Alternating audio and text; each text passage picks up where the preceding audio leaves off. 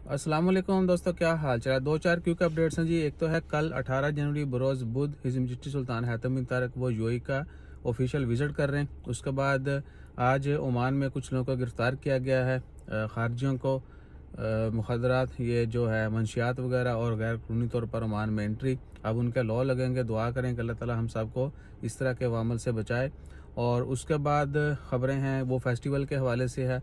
कुछ car racing जो हैं इवेंट वो भी होंगे ओमान में। उसके बाद एक और ख़बर जो कि पिछले साल आपको पता है ओपन हुआ था, ओमान से सऊदी अरेबिया एम्प्टी क्वार्टर जो है रोड ओपन हुआ था। तो उसी सिलसिला में पिछले साल भी एक छोटे से फेस्टिवल का अहतमाम किया गया था और इस साल भी उसकी तैयारियां कह लें कि ज़ोर शोर से जारी हैं।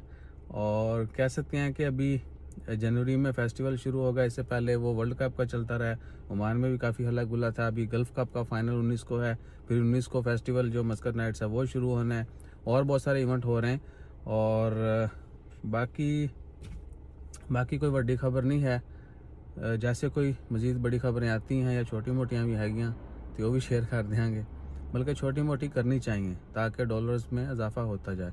बाकी फिर वही है कि लाइक शेयर सब्सक्राइब फॉलो करते रहिए और एक दूसरे का ख्याल रखिए, बर्दाश्त कीजिए। जज़ाकल्लाह।